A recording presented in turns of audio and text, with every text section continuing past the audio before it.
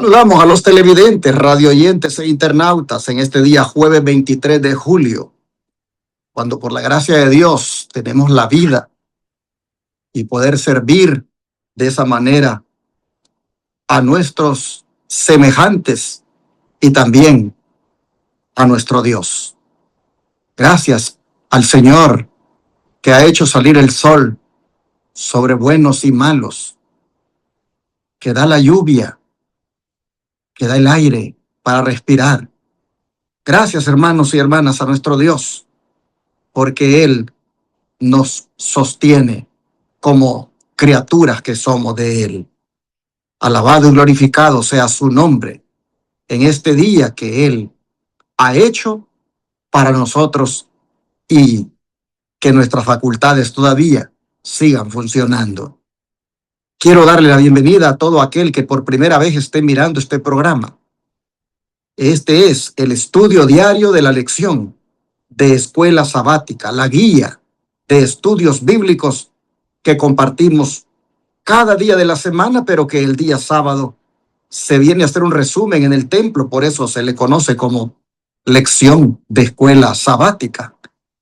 Quisiera decirle a usted que nos dé un like, que comparta, que escriba un comentario y que le invite a alguien más para que se suscriba en nuestro canal, o si usted no se ha suscrito, que lo haga. También en la pantalla están las formas de cómo pueden apoyar este ministerio los que reciban el llamado de Dios a apoyar la obra que este ministerio hace, de predicar 24/7 por 10 canales de televisión y una radio que están rentados para advertir al mundo, para llamar al mundo a prepararse para la venida de Cristo, con ese mensaje poderoso como es el mensaje de los 3 ángeles. En la pantalla están las formas de cómo ustedes pueden apoyar la obra que este ministerio hace. Sé que usted puede apoyar otro ministerio e inclusive puede apoyar su iglesia, pero debe saber que aquí también estamos enfrascados en la proclamación del mensaje del tercer ángel, tanto por la televisión y la radio como también a través de la obra médica misionera gratis que hacemos en nuestro centro de estilo de vida Los 3 Ángeles o sanatorio. Si usted desea aportar diezmos y ofrendas, son bienvenidos aquí y los puede enviar por medio de las maneras que están en la pantalla. Puede enviar cheque o money order al P.O. Box 669, Shepherd, Texas 77371 a nombre de Iglesia Advenimiento. Puede enviar por la aplicación CELE al teléfono 214-881-4029. Puede llamar a ese número y darlo con su tarjeta de débito o crédito en el instante, como también lo puede hacer por paypal.com o transfiriendo de banco a banco. Si lo hace por PayPal, busque en paypal.com la cuenta que se llama Iglesia Advenimiento con el correo asociado Los 3 Ángeles Irving@gmail.com. Recuerden que desde cualquier parte del mundo ustedes se pueden unir a nosotros por Western Union, por MoneyGram, por RIA, esas agencias de envío, o aún pueden también transferir de banco a banco. Y ahora quiero que la niña Génesis Angulo, la niñita de 6 años que está compartiendo los versículos de memoria esta semana, nos comparta el de hoy, jueves 26 de julio. Adelante, Génesis. Este es el versículo para memorizar del día jueves 23 de julio, que se encuentra en Salmos capítulo 37, versículo 5. Y dice: encomienda a Jehová tu camino y confía en él, y él hará. Repito, Salmos capítulo 37, versículo 5. Y dice: encomienda a Jehová tu camino y confía en él, y él hará. Después de haber escuchado a esta hermosa niña compartirnos el versículo de hoy, también quiero invitarles para que no se pierdan la conferencia esta noche del joven D'Angelo Berry, que está siendo transmitida aquí por los canales de YouTube y la televisión. Esa conferencia que él está impartiendo por la plataforma de Zoom y que nosotros la tomamos de ahí para ponérsela a usted aquí por el canal de YouTube o para que la mire por el canal de televisión. Esta conferencia termina hoy y los temas han estado muy interesantes, enfocados en lo que tiene que ver con la música cristiana. Así que no se pierda el tema de hoy, el último de la conferencia, porque sin duda Dios tiene un mensaje para usted esta noche. A las 6 de la tarde, conéctese con nosotros. Voy a dejar que mi esposa María Elena le salude porque está lista para compartir el estudio también este día. ¿No es cierto, María Elena? Claro que sí, pastor. Estamos listos, gracias a Dios. Gracias por acompañarnos cada uno de ustedes. Gracias por darnos esta oportunidad de entrar a sus hogares para poder juntos estudiar la palabra de Dios. Y también hay que darle gracias a Dios por darnos esta gran oportunidad de estudiar su santa palabra y crecer espiritualmente cada día, porque crecemos de una forma personal cuando estudiamos. Qué lindo es Dios. Te mando un fuerte abrazo a donde quiera que estés. Bienvenidos sean todos ustedes a este estudio. Ahora te invito a que juntos oremos y pidamos la bendición de Dios. Amado Padre Celestial, muy agradecidos estamos en esta hora, Señor, por darnos este privilegio de reunirnos para estudiar tu santa palabra. Gracias, Señor, por el regalo de la vida, porque nos das la oportunidad de continuar creciendo para la transformación de nuestro carácter. Querido Padre, que el estudio de este día pueda ser guiado por tu Espíritu Santo. Súplico, Padre, para todas estas personas que estudian, que también ellos, Señor, los bendiga grandemente. Querido Señor, si hay personas que están sufriendo, que están teniendo algún dolor por alguna enfermedad o que están pasando alguna dificultad, les suplico, Señor, que los abrace y que los bendiga y supla usted sus necesidades, Señor. Padre Santísimo, que al estudiar tu palabra ahora podamos encontrar esa paz que tanto necesitamos y que su palabra nos reanime y que nos ayude para ser obedientes a ella. Abra nuestro corazón, Señor, y que tu Espíritu Santo more en nuestra vida. En el nombre de Jesús. Amén. Amén. La lección de este día, jueves 23 de julio, lleva por título Confesión sincera. ¿Cómo reconoció Pablo su pecado de manera humilde y específica, pastor? Para eso vamos a leer Hechos 26, versículos 10 y 11. Aquí el apóstol Pablo dice, lo cual también hice en Jerusalén. Yo encerré en cárceles a muchos de los santos, habiendo recibido poderes de los principales sacerdotes. Y cuando los mataron, yo di mi voto.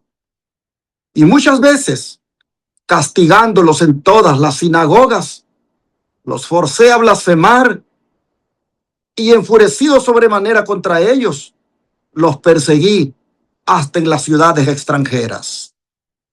Hay algo que llama poderosamente la atención cuando uno lee el testimonio de Pablo que está dando aquí ante el rey Agripa. A pesar de haber sido uno de los más grandes predicadores del cristianismo, nunca trató de esconder el capítulo más oscuro de su vida. Aquí está delante del rey, recordando quién había sido él antes de conocer a Cristo.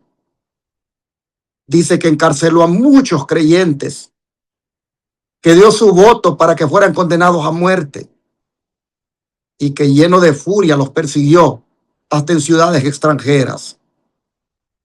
Lo sorprendente de esto, hermanos, es que Pablo no estaba siendo acusado en ese momento por esos hechos. Nadie le estaba exigiendo que hablara de su pasado. Sin embargo, él mismo lo menciona. ¿Por qué? Porque comprendía que la gloria no estaba en ocultar quién había sido, sino en exaltar lo que la gracia de Dios había hecho con él. Miren ustedes que Pablo no está hablando aquí en términos generales. Él no dice simplemente antes era una mala persona.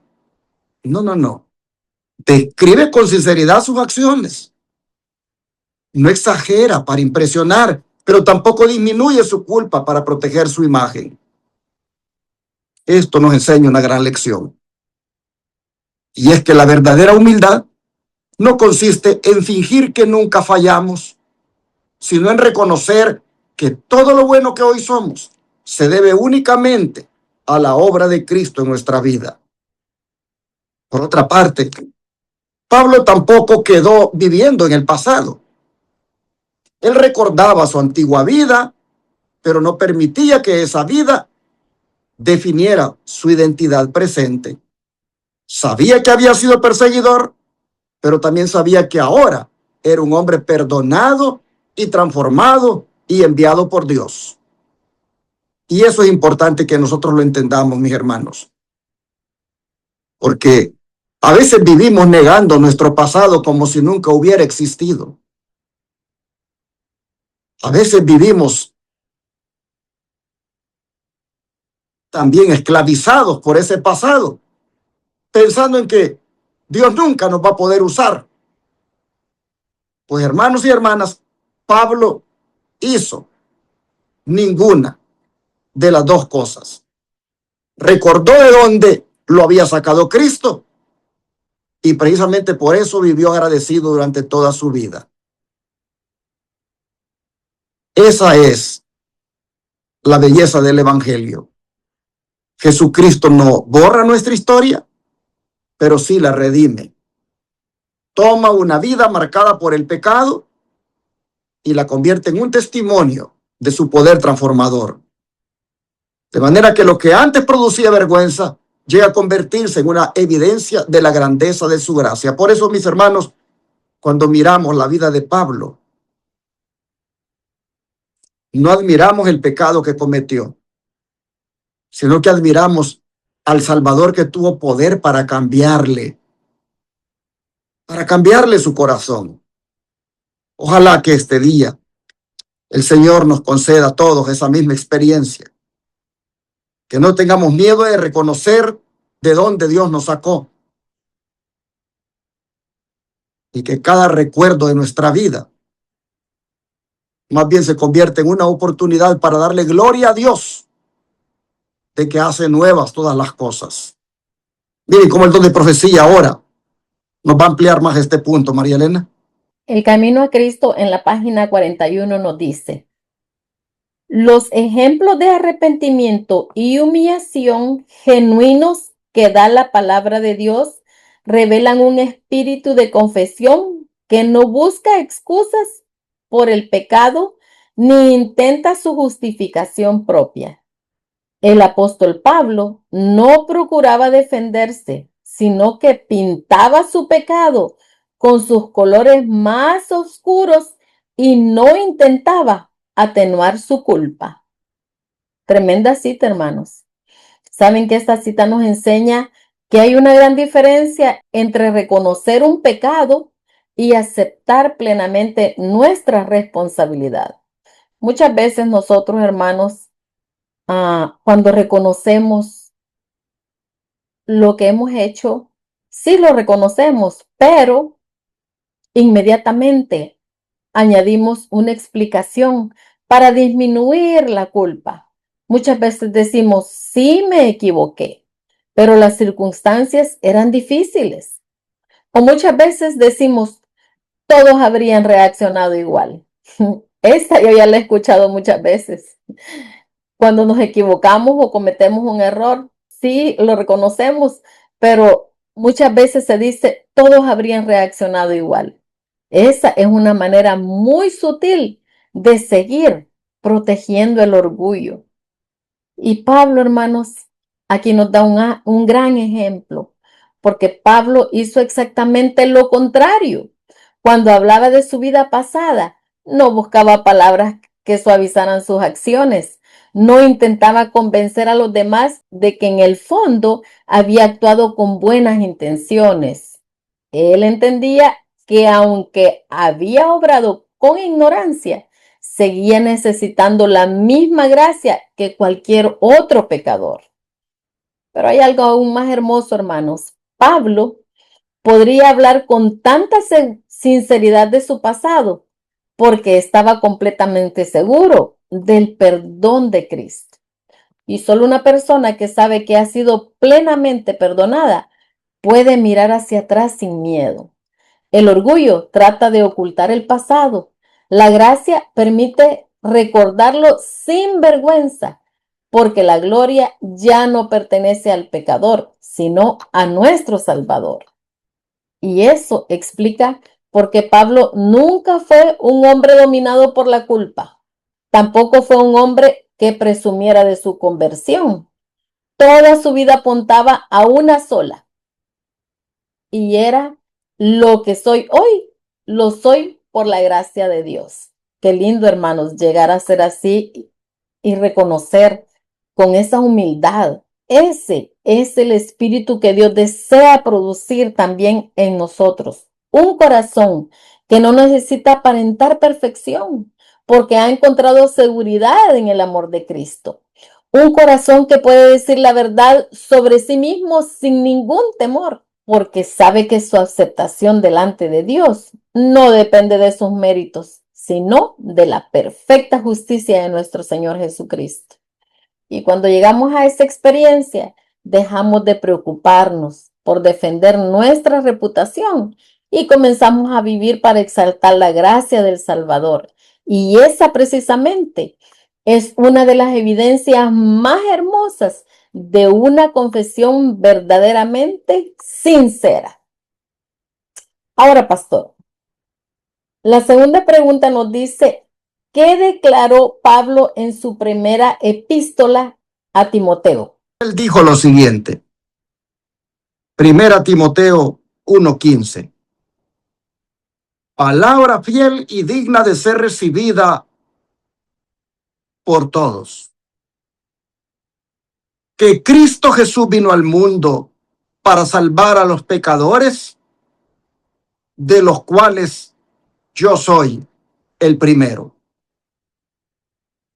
Si nosotros leyéramos este versículo sin conocer la vida de Pablo, podríamos pensar que fue escrito poco después de su conversión, pero no fue así. Cuando escribió estas palabras, Pablo llevaba muchos años caminando con Cristo. Había fundado iglesias, soportado persecuciones y había sido un instrumento extraordinario en las manos de Dios. Entonces surge la pregunta, ¿por qué no dijo, yo fui el primero de los pecadores? Sino que dijo, yo soy. La respuesta, hermanos, está en la experiencia de todo creyente que madure espiritualmente. Cuanto más cerca vivimos de Cristo, más claramente comprendemos la santidad de Dios y más conscientes somos de cuánto dependemos de su gracia. No porque pequemos más, sino porque ahora vemos con mayor claridad lo que antes pasaba desapercibido. Pablo no estaba negando la obra transformadora de Cristo en su vida cuando dijo esto. Y tampoco estaba diciendo que continuaba viviendo como perseguidor de la iglesia. Lo que está expresando era una profunda conciencia de que separado de Cristo no tenía absolutamente ningún mérito del cual gloriarse. Y esto contrasta con la actitud de aquel fariseo de la parábola que estudiamos. Él daba gracias porque se consideraba mejor que los demás. Pablo, en cambio, mientras más servía a Dios, menos hablaba de sus propios méritos y más exaltaba la gracia del Salvador. Esa era una señal de que había crecido espiritualmente. A veces somos inmaduros y nos gusta andarnos comparando con otras personas para sentirnos mejor. Pero el cristiano maduro se compara con Cristo y descubre cada día nuevas áreas donde necesita seguir siendo transformado. Por eso dice, de todos los pecadores yo soy el primero. Pero hay algo hermoso en este versículo. Y es que Pablo comienza diciendo, palabra fiel y digna de ser recibida por todos, que Cristo Jesús vino al mundo para salvar a los pecadores. Allí, hermanos, ahí está el centro. Ahí está el centro de las buenas nuevas de salvación. Pablo no dirige nuestra atención hacia su pecado, sino hacia el propósito de la venida de Cristo. Mire usted, Jesús no vino para buscar personas que ya se consideraban justas. Vino precisamente a rescatar a quienes reconocían que necesitaban desesperadamente de un Salvador. Por eso es que este versículo no debe producir desánimo, sino más bien esperanza. Porque si Cristo pudo transformar a un perseguidor de la iglesia en uno de los mayores misioneros de la historia, eso quiere decir que también puede transformar tu vida, mi hermana, tu vida, mi hermano, y mi vida. Toda vida que se rinda completamente a Cristo, el Señor la puede transformar. La humildad de Pablo no disminuyó su confianza, antes bien lo fortaleció. Porque cuanto menos confiaba en él mismo, más descansaba en el poder y en la justicia de Jesús. Ahora miremos cómo el espíritu de profecía explica más a fondo esto. María Elena, por favor. En el libro El discurso maestro de Jesucristo, página 98, nos dice: no podemos ver en nosotros mismos sino flaqueza, ni cosa alguna que nos recomiende a Dios. Satanás nos dice que todo esfuerzo es inútil y que no podemos remediar nuestros defectos de carácter. Cuando tratamos de acercarnos a Dios, sugerirá el enemigo: de nada vale que ores. ¿Acaso no hiciste esa maldad? ¿Acaso no has pecado contra Dios y contra tu propia conciencia? Pero podemos decir al enemigo que la sangre de Jesucristo nos limpia de todo pecado. Cuando sentimos que hemos pecado y no podemos orar, ese es el momento de orar. Podemos estar avergonzados y profundamente humillados, pero debemos orar y creer. Palabra fiel y digna de ser recibida por todos, que Cristo Jesús vino al mundo para salvar a los pecadores, de los cuales yo soy el primero. El perdón es una dádiva que se nos concede a causa de la justicia inmaculada de Jesucristo. Qué hermoso, hermanos. Qué hermosa lectura. Maravilloso. Hermanos, en esta cita aborda una lucha que todo cristiano experimenta en algún momento. Después de haber confesado sinceramente nuestros pecados, Satanás intenta convencernos de que ya no hay esperanza para nosotros. Y esto nos recuerda el pasado. Revive errores que Dios ya perdonó y nos hace pensar que nunca podremos ser aceptados por el Señor. Por eso en esta cita nos dice que el enemigo nos susurra: de nada vale que ores. ¿Acaso no hiciste esa maldad? ¿Acaso no has pecado contra Dios y tu propia conciencia? Hermanos, esta es una estrategia muy antigua.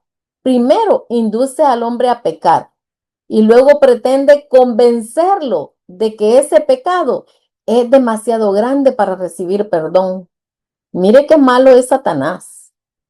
Pero hay algo muy hermoso en esta cita, hermanos, y es que podemos silenciar esas acusaciones diciendo: la sangre de Jesucristo nos limpia de toda maldad, porque nuestra confianza no descansa en haber vivido una vida perfecta, sino en el sacrificio perfecto de nuestro Señor Jesucristo.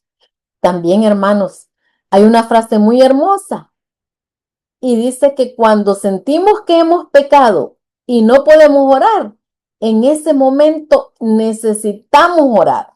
Ese es el preciso momento que nosotros necesitamos orar y creer que vamos a ser perdonados. Qué consejo tan práctico. Hay ocasiones en que la vergüenza es tan grande que sentimos deseos de alejarnos de Dios. En ese momento no queremos y pensamos: primero debo de sentirme mejor. luego volver a orar. Pero el cielo nos dice exactamente lo contrario. Cuanto más indignos nos sintamos, más necesitamos acercarnos al trono de la gracia. Y eso fue lo que hizo Pedro. Después de negar al Señor, no permaneció lejos de Cristo para siempre. Lloró amargamente, pero volvió a los pies de Jesús. Y el mismo Señor que lo restauró, también quiere restaurar a todo creyente que regresa con un corazón sincero. La confesión nunca debe terminar en desesperación, debe de terminar en confianza, en esa paz que solo Dios da. Porque el perdón no es una recompensa para quienes nunca fallaron. Es un regalo para quienes, reconociendo su necesidad, depositan toda su fe en nuestro Señor Jesucristo. Así que, queridos hermanos, cuando el enemigo quiere abrir nuevamente un expediente que Dios ya cerró, no discutas con él. Mira la cruz y ahí quedará pagada completamente toda esa deuda de un pecador arrepentido. Esa es la seguridad que sostiene la vida cristiana y la razón por la cual podemos levantarnos cada día con esa esperanza, sabiendo que si confesamos nuestros pecados, Él es fiel y justo para perdonarnos y limpiarnos de toda maldad. Pastor, la última pregunta nos dice que si confesamos nuestros pecados, ¿qué ha prometido Dios? Juan, el apóstol, en su primera carta, en el capítulo 1, verso 9, nos dice lo que Dios ha prometido. Dice de la siguiente manera: si confesamos nuestros pecados, Él es fiel y justo para perdonar nuestros pecados y limpiarnos de toda maldad. No cabe duda que este es uno de los versículos más consoladores de toda la Biblia. Y no está escrito para personas que nunca han caído, sino para creyentes que después de haber fallado, desean volver a la comunión con Dios. Mire lo que Juan está diciendo. Él no dice, si confesamos, quizás Dios nos perdone. Tampoco dice, dependerá de cuán grave haya sido el pecado y Él nos perdonará. No, no, no. Él está diciendo con una gran seguridad que Dios es fiel y justo. A veces pensamos que Dios nos perdona porque es misericordioso, y eso es verdad. Pero aquí Juan está agregando algo más. Dice que es justo. Es decir, ¿cómo puede ser un acto de justicia perdonar a un pecador? Hermanos, el castigo por nuestros pecados ya fue llevado por Cristo en la cruz. Dios no pasa por alto el pecado. Lo juzgó en la persona de su amado Hijo. Por eso cuando un pecador arrepentido se acerca a Cristo, Dios no está ignorando la justicia, sino que está aplicando los méritos del sacrificio perfecto de Cristo sobre la persona que está viniendo en calidad de pecador arrepentido. Luego el texto, mire lo que dice, que Dios no solo perdona, sino que también limpia. Y eso es algo maravilloso. El perdón elimina nuestra culpa delante de Dios, pero la limpieza, esa transforma nuestro interior. Así que el Señor esta mañana nos está diciendo que Él no quiere solamente cancelar una deuda, quiere renovar nuestro corazón. Él trabaja en nuestra mente, en nuestros motivos y en nuestro carácter hasta que la imagen de Él se refleje cada vez más en nosotros. Por eso es que el Evangelio es mucho más que un nuevo comienzo. Es una nueva vida. Y esta promesa del Señor está disponible para todos los que estamos en esta hora estudiando. No importa, hermano, hermana, cuánto tiempo usted se haya alejado de Dios. No importa incluso cuántas veces haya caído. Si usted viene a Cristo hoy, este día, con un corazón arrepentido, con un corazón sincero, usted va a encontrar un Salvador que cumple esta palabra. La palabra fiel. Porque aquí dice que Él es fiel y justo. La palabra fiel nos recuerda que Dios jamás rompe sus promesas. Nosotros somos los que cambiamos, pero Dios permanece siempre igual. Nosotros somos inconstantes, pero Dios permanece siempre fiel. Así que nuestra seguridad no descansa en nuestras emociones, sino en la firmeza del carácter de Dios. Así que la próxima vez que usted lea 1 Juan 1:9, recuerde que no está leyendo un simple consejo espiritual, está leyendo una promesa respaldada por la sangre de Jesús. Y cuando Dios hace una promesa, podemos descansar completamente en ella.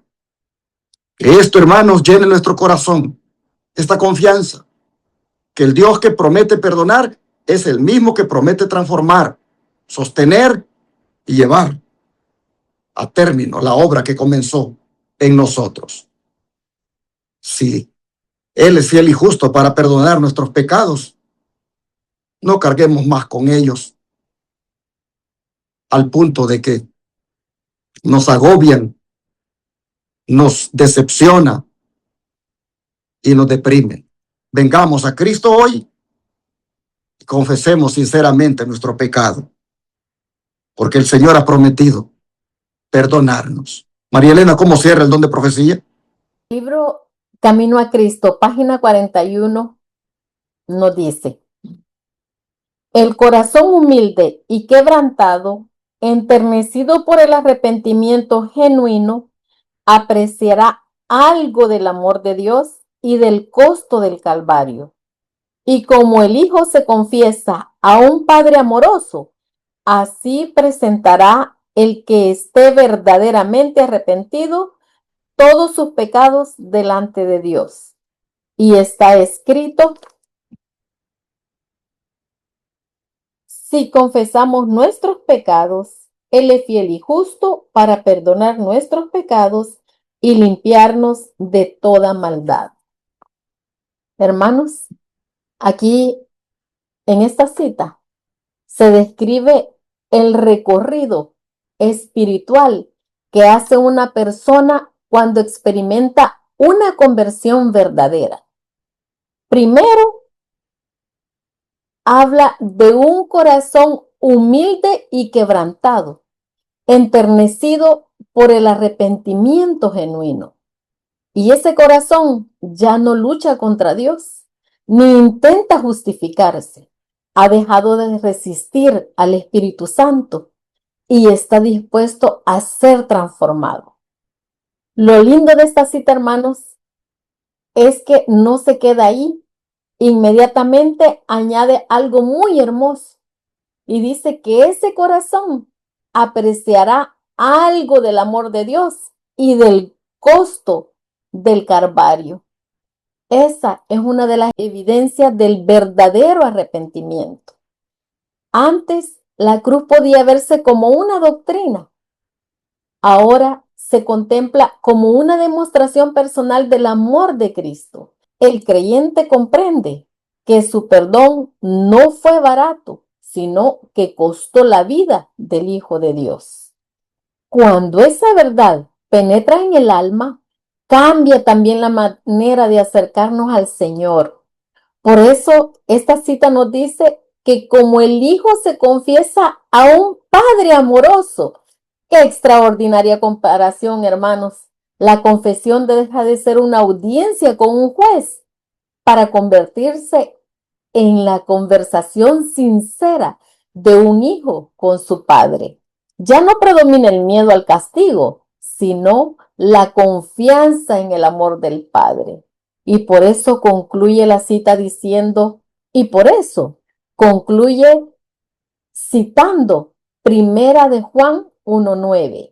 La promesa del perdón no está basada en nuestros sentimientos ni en la intensidad de nuestras lágrimas, sino en la fidelidad a Dios.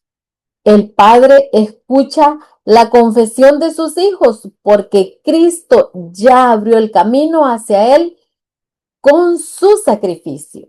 De manera, hermanos, que esta cita nos enseña que el verdadero arrepentimiento produce 3 cambios. Y el primero es que transforma el corazón. Y el segundo es que nos hace valorar mucho más el sacrificio de nuestro Señor Jesucristo. Y el tercero es que nos enseña a vivir una vida de relación de confianza filial con Dios. Esa es la experiencia que el Señor desea que cada uno de nosotros tenga. No solamente saber que Dios nos perdona, sino aprender a caminar cada día como hijos amados que pueden acercarse a su Padre con confianza plena. Qué hermoso, hermanos. Que el Señor nos ayude a comprender estas verdades y que podamos tener confesiones sinceras para ser perdonados. Que el Señor te bendiga. Pastor. Antes de despedirme, quisiera invitarles a hacer una decisión muy sencilla, y es a dejar de mirar aquello que quedó atrás y permitamos que Dios dirija lo que viene por delante. Recuerden que el Señor no escribe nuestra historia basándose en nuestros fracasos, sino en su poder, en lo que Él puede hacer con ese poder para transformarnos. Así les invito para que caminemos, porque si Pablo, siendo lo que fue, pudo ser transformado, usted también y yo lo podemos conseguir. El Señor puede hacer lo mismo con nosotros. Así que dejemos que Él obre en nuestra vida, que transforme completamente nuestro carácter al punto de que lo lleguemos a reflejar plenamente a Él. ¿Qué les parece si oramos para que esto sea realidad? Oremos. Amante Padre que está en los cielos, le queremos suplicar que nos transforme, que si bien es cierto el pasado que tenemos no ha sido agradable y no ha honrado su nombre, usted en su misericordia haga con nosotros una transformación de tal manera que usted pueda pasar por alto ese pasado oscuro que podamos tener y nos conceda el privilegio de ver cómo su gracia nos transforma, nos perdona y cómo usted se ofrece caminar con nosotros de aquí en adelante. Este día le confesamos nuestro pecado, como dice la lección, de una manera sincera. No le ocultamos nada. Y le pedimos que en su misericordia y en su amor nos perdone y nos cubra con su manto de justicia. Y que no nos atormente más lo que pudimos haber hecho en el pasado, sino que miremos hacia adelante con la fe en que con su ayuda saldremos más que vencedores en esta vida. Gracias, Señor, por su palabra. Gracias por transformar personas como Pablo y gracias por darnos esperanza de que también nosotros podemos ser transformados. Le rogamos que eso ocurra ahora, que la transformación suceda hoy. Se lo pedimos en el nombre de Jesús. Amén.